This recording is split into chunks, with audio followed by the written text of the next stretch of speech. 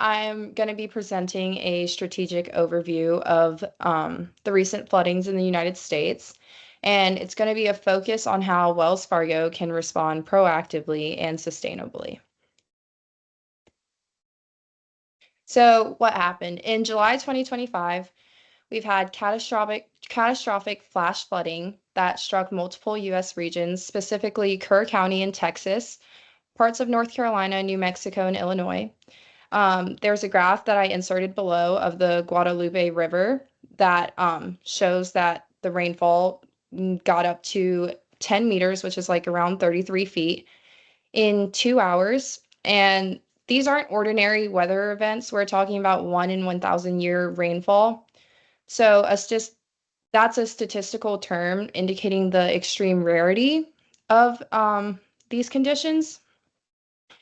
And these storms overwhelmed infrastructure, displaced communities, and brought about long-term economic consequences. It took a financial toll in Texas, and it's estimated to be around 18 and $22 billion in damages, and hundreds of lives were affected, um, which speaks to the climate intensification we're now seeing more frequently. So, why is this relevant to Wells Fargo?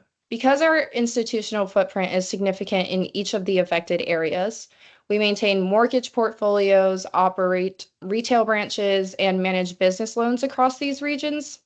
There are also operational vulnerabilities due to flooding-related disruptions and rising reputational risks. If we're perceived as slow or absent in our response, but importantly, there is a moment of opportunity for us, an opportunity to build trust with the impacted communities. We can innovate on climate-aware financial tools, and we can solidify Wells Fargo's standing as a resilient and forward-thinking institution. Okay.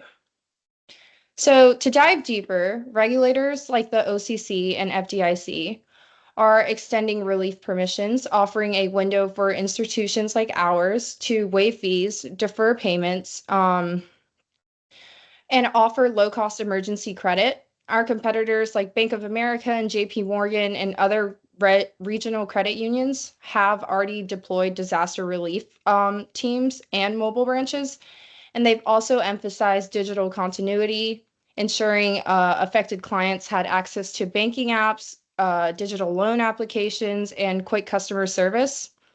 The bar has been set, and our response must match or exceed these efforts to maintain our competitive edge.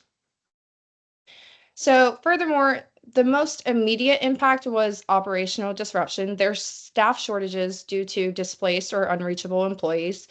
There's branch closures and ATM outages, not just for hours, but in some cases, days or weeks. And with communities dependent on cash and accessible services during the crisis, this has a ripple effect on our customer support experience and brand reliability. So, in terms of financial exposure, the data is sobering. We're seeing rising delinquencies, especially in residential and small business mortgages, where many borrowers simply cannot make payments while their homes or shops are underwater.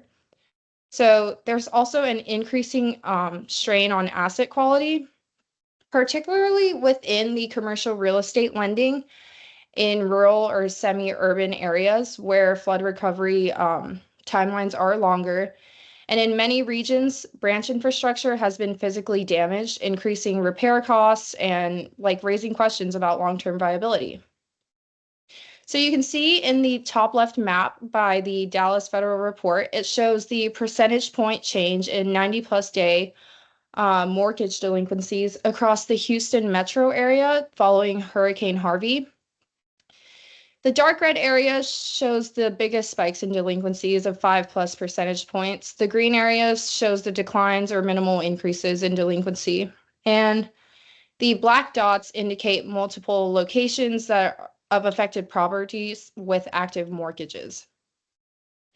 So flooded neighborhoods experience sharp increases in mortgage stress, and this map highlights how natural disasters create highly localized financial risk.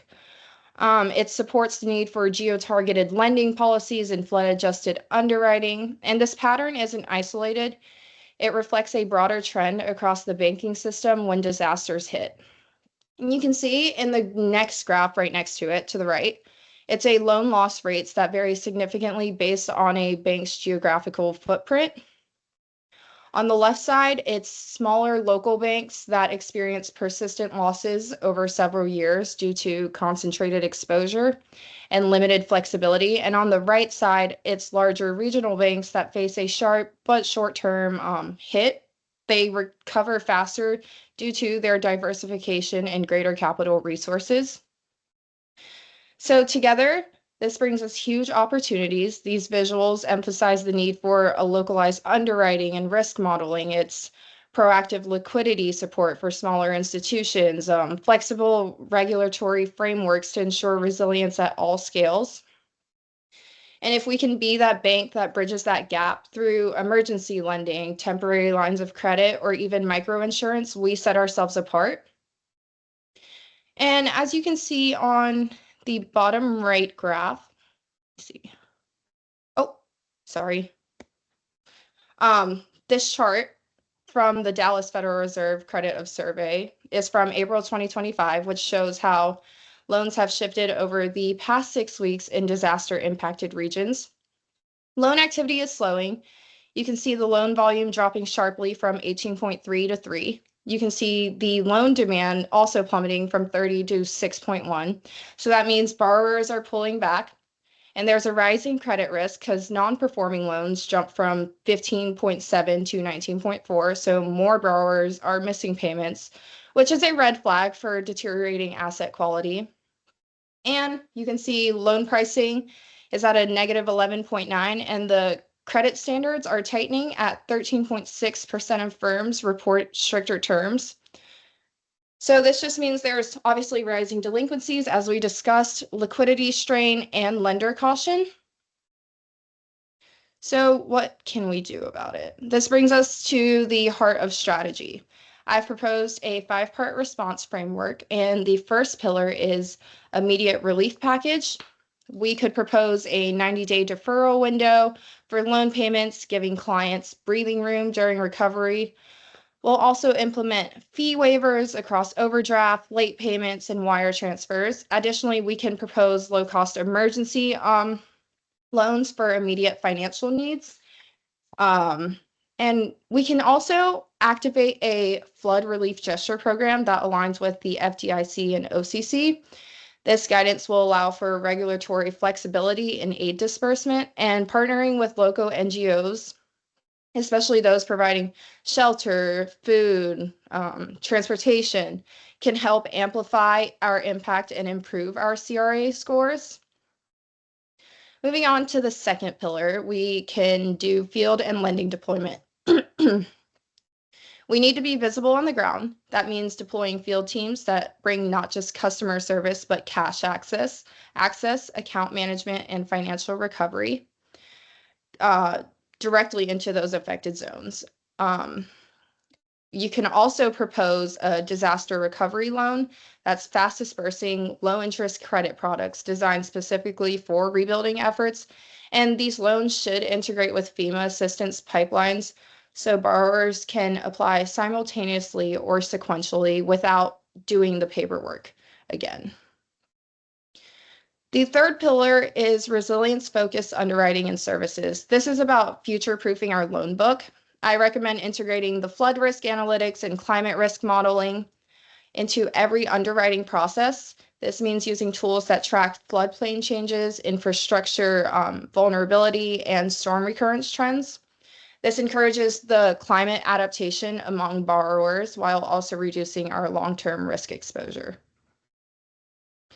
And moving on to the fourth pillar, it's business continuity and infrastructure. Flooding doesn't just affect people, it shuts down your branches. I recommend conducting a national flood audit on all branch and ATM locations and investing in flood mitigation infrastructure, or such as elevating buildings or backup generators. You can also deploy mobile banking units like solar power ATMs and remote service trucks, which maintains customer access when branches are compromised. We also need to expand disaster education, which teaches customers just how to use access how to access services during outages, and making like mobile banking adoption as a backup. And finally, our last pillar is regulatory and reputation alignment. Our actions must also support the FDIC and OCC compliance, as well as qualify for enhanced CRA credit. This is essential for both reputation and regulatory goodwill.